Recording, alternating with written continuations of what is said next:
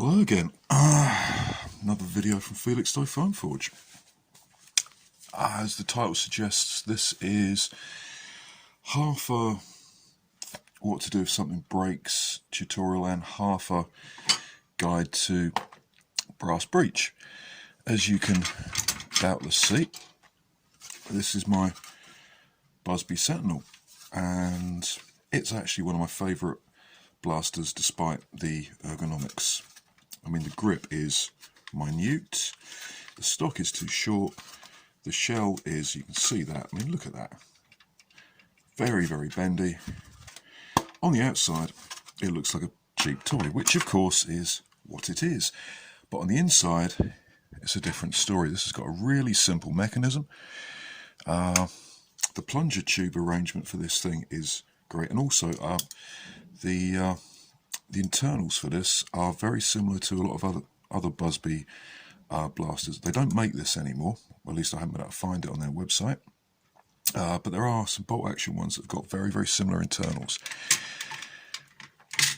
Plunger tube sits there, and the trigger catch, I can remember how this goes in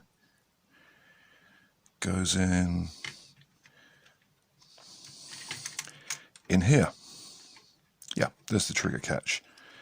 That kind of sits in there. Yeah, that fits in there.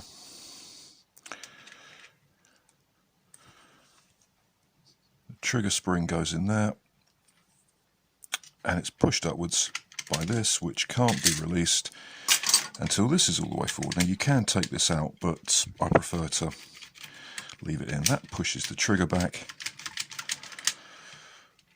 which pushes against this,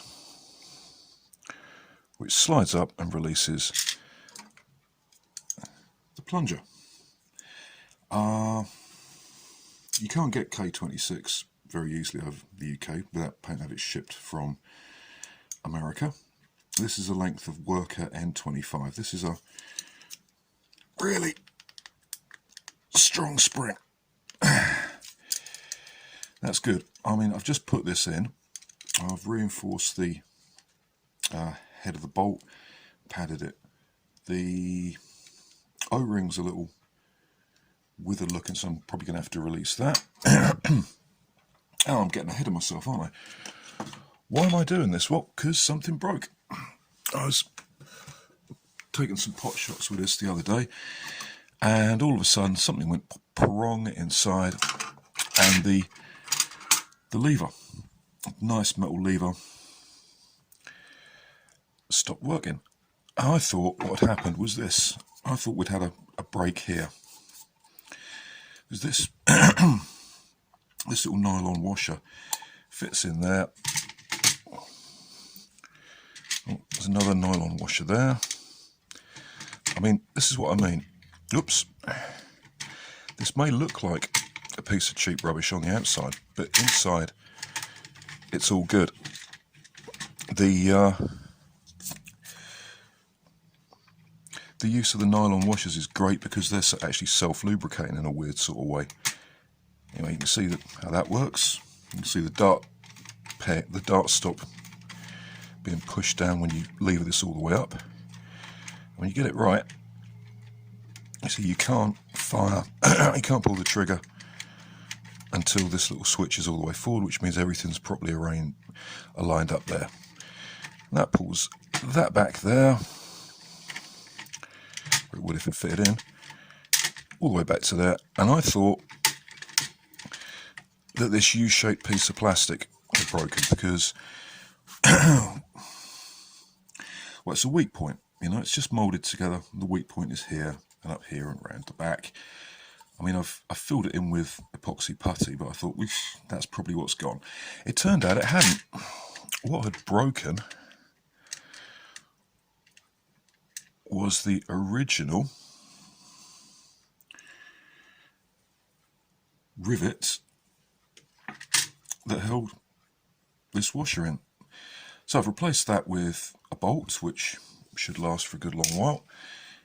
Put some thread lock on there, stop it coming off. I'm going to saw that flat, well, almost flat, and then hammer the end down so it really can't come off. And I thought, okay, that'll get it back up to function. But while I've got the thing open, why don't I do something else with it? Why don't I improve performance, take advantage of this big plunge, well, big-ish plunger tube. This is about the same size as the tube on a Kronos, really. Same volume anyway, more or less. Why don't I take advantage of this 16K spring and brass breech it? So that's what I've done. Well, that's what I'm in the process of doing. So sometimes, you know, when something breaks, it gives you a chance to upgrade your blaster. You know, you can have it open, fix it, and make it better than it was before. So I've taken out the AR by cutting through this part here with a pipe cutter. This was originally on there. Taking the AR out, and I'm doing the bolts. This is a piece of 9/16. This is going to be a sleeper breech. And I just drilled through it. I'll show you how I did that in a minute. Epoxied it in, and I'm in the process of cutting this off. You can use a Dremel to do this, but to be honest, I prefer doing it by hand because you generate less heat and there's less chance of melting the plastic up here on the bolt. Some people like to cut theirs to shape before they put it in. I find doing it this way, you get a bit more support and better adhesion on the brass. You could, of course, have just cut it out of brass and fitted it in there without the plastic, but this gives it some more support. So what I'm going to do is drill this part out so the rest of the brass will fit in there. This is a 17-30 seconds drill. A lot of people use power drills for this, but again, I prefer to use my hands because it gives you more support. And you just put it in and you turn it in reverse. I've already started on this one. It takes forever. It really does. It would take you about an hour to drill out the bolt for a brass breech by hand. But it's well worth the time. So that is drilling through there. You don't want to use too much force. Just rotate it anti-clockwise. The reason for that is if you rotate it forwards, you know, that way, the cutting edges here can snag on the plastic and actually cause it to crack. So we don't want to do that. So I start out with 17-30 seconds.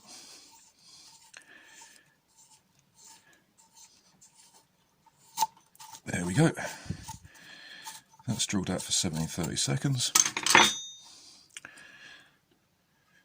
And now I'm going to take a half round needle file because I can't find my round one, and I'm going to sand this, file this down just to get it smooth and get it ready for the next step.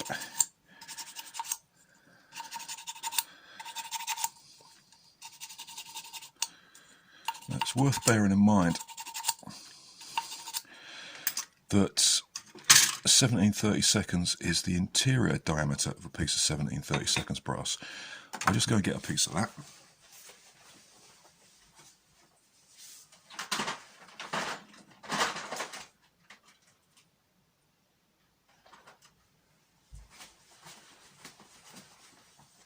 Here we are, 17-30 seconds brass.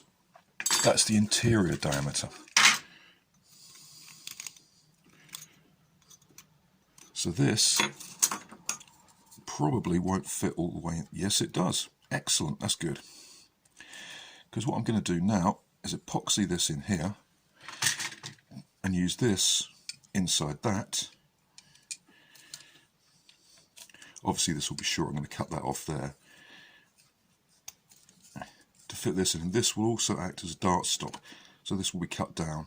What I'm going to do is get this all cut out here, put it in place up here and work out exactly how far in the dart will go for me to glue this in so it acts as a dart stop. So I'll get that done and show you the next stage. That's so you don't have to fast forward or speed it up part of me mucking about with a saw for 10 minutes. Okay, don't go away. Okay, all the cutting's done. I've taken all the extra brass off, so that's in there and it's nice and solid. All I've got to do now is give this a bit of a file, a sand and a polish. Also cut it off, cut the brass off level at the back. I wonder what that is. Don't know. We'll file and sand that off so it's nice and smooth. I've also, I don't know if you can see this, slightly beveled the edges with this half round file here, so that when the 9/16 brass comes in, is that 9/16? No, that's, here we are, 9/16. When the 17 30-second barrel is in, and what I'm going to do is I'm going to cut, coming out from here, a tongue which will fit under here, so that the brass is always lined up properly. So that will just slide in like that. There you go, that slides in. Oh, that little corner there needs a bit more work. This is the fiddly bit about brass breeches. You have got to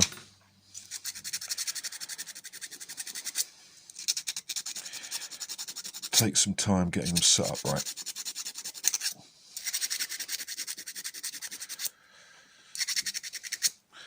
Let's try that.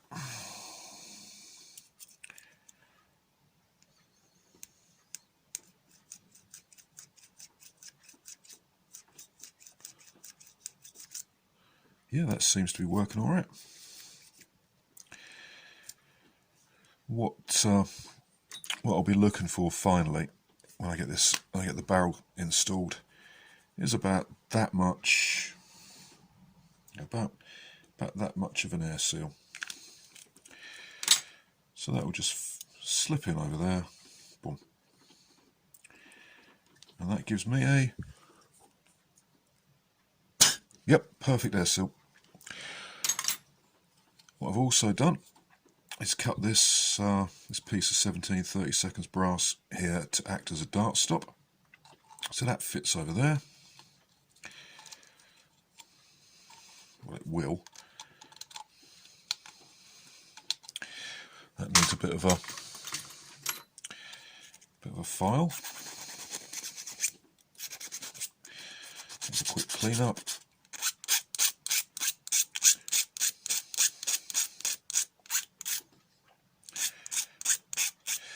Bevel the edges a little so that it slots in a little more smoothly.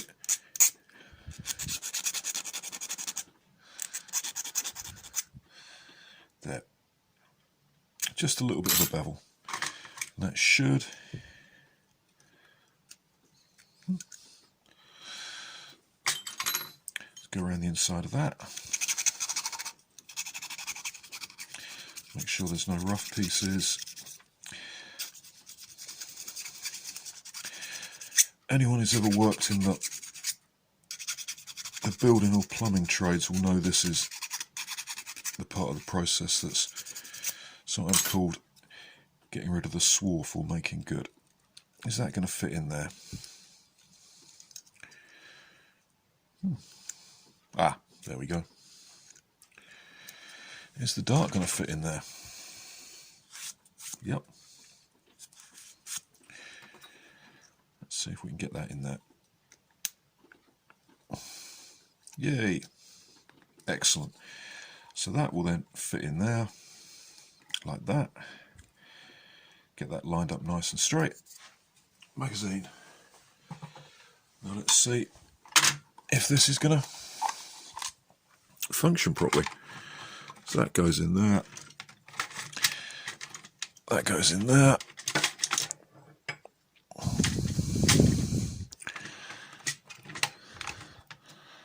This should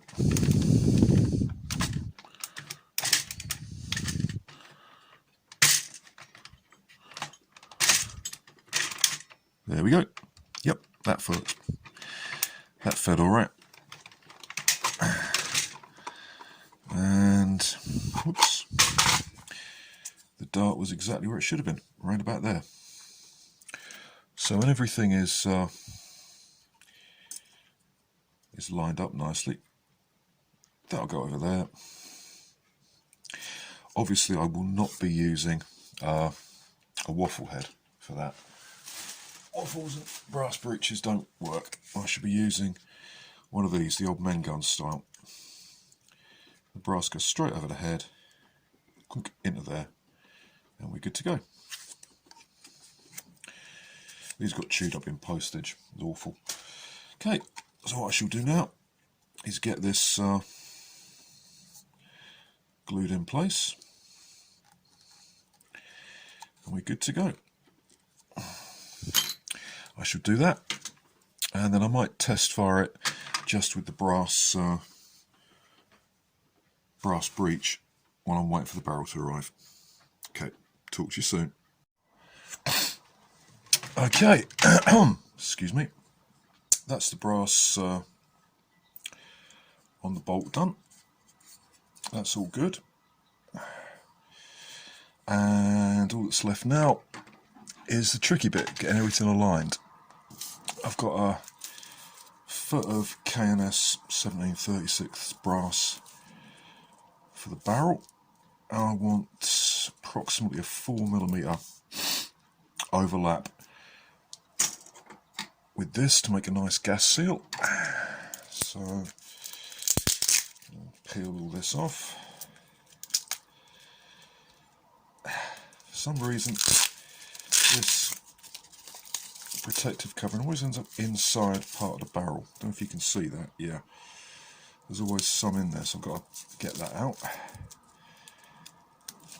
Nope.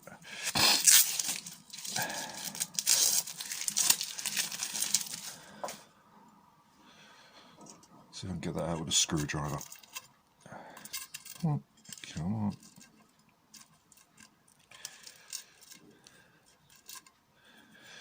Oh, frustration. Don't know why this does this. It's an absolute pain. Come on, out we go. No.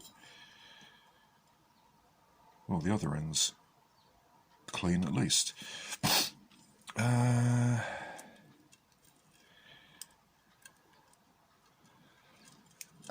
Come on. Anyway, that's got to come out. I think I might use a pair of tweezers for that. And we're going to get the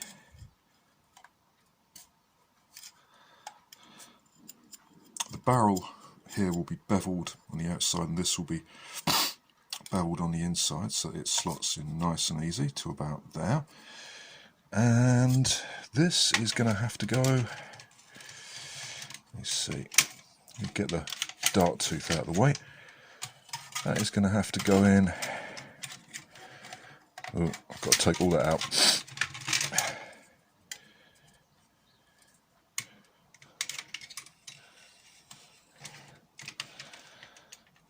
To there. Yeah, that's good.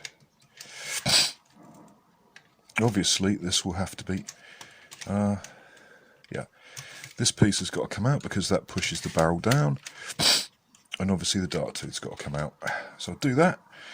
One thing I am going to do though is make sure that there's a tongue here to interface with this to ensure that the whole thing slots together in the correct alignment. So what I'm going to do is get these bits out and start marking this up. Here we go.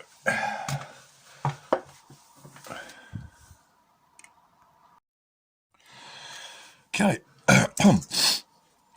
this little area here is going to, whoops, overlap like that. You can see I've marked out a nice wide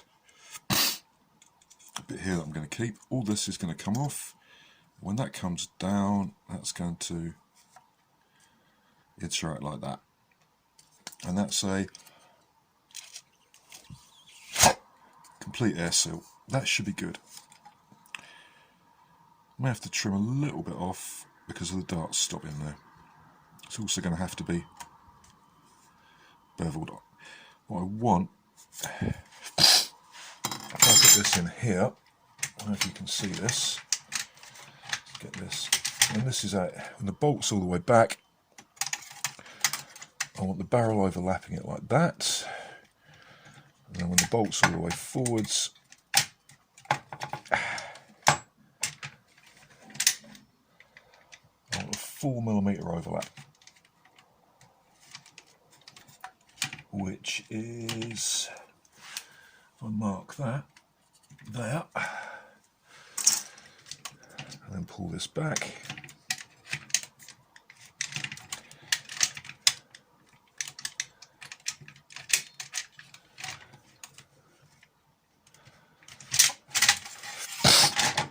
There. Oh, sorry, you can't see that, can you?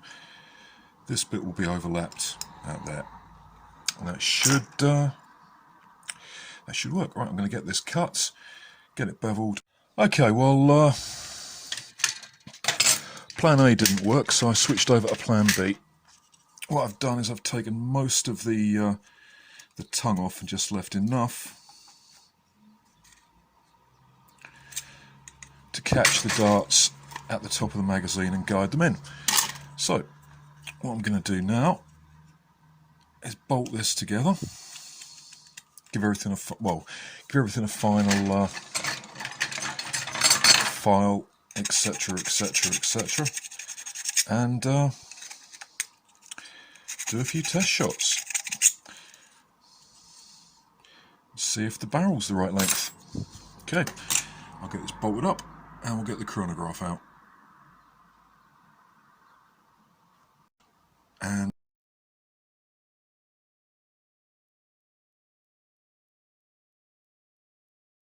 we'll see how we go. Okay, well, testing using the original Buzzbee darts, I was getting an average of about 170, but then something happened. The back of the plunger rod snapped off. Not surprising, whoops, given that this is a 2-year-old blaster and in heavy use. Even before I put the 25N in, yeah, it snapped there.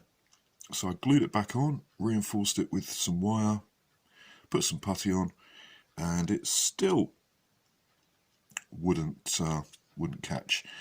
This gave me a bit of a dilemma because you can't get these anymore.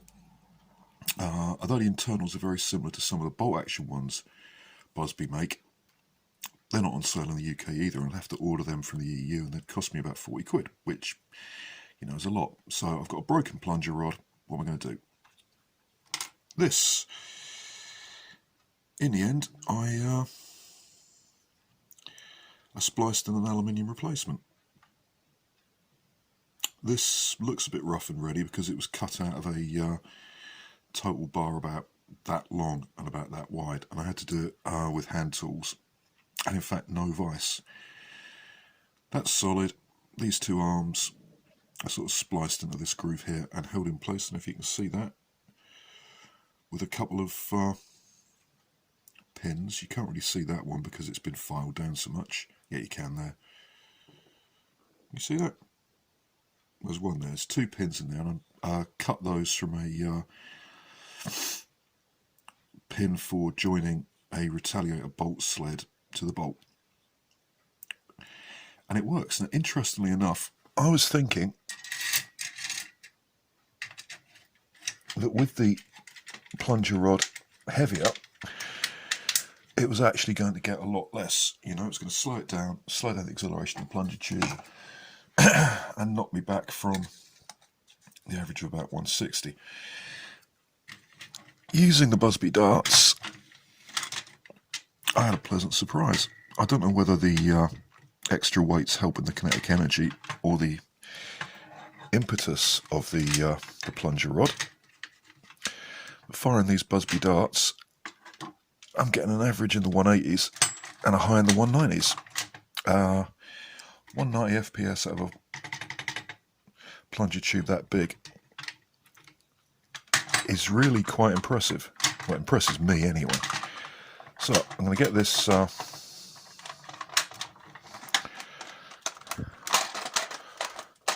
something's not quite right. Nope.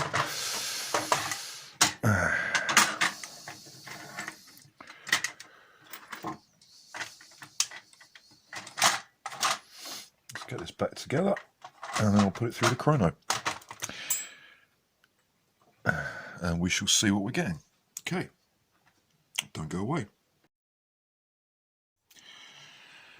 Okay, let's see what we get.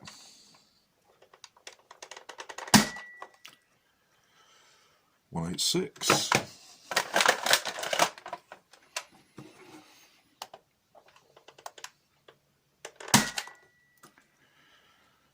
$182.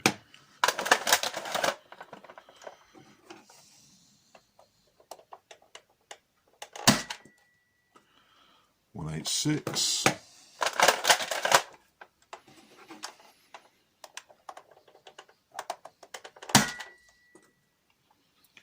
$186.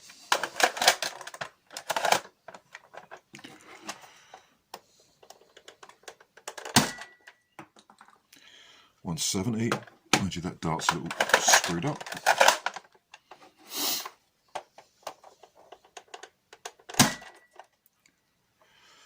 $170. There. I'm happy with that. It's an average of, say, 180.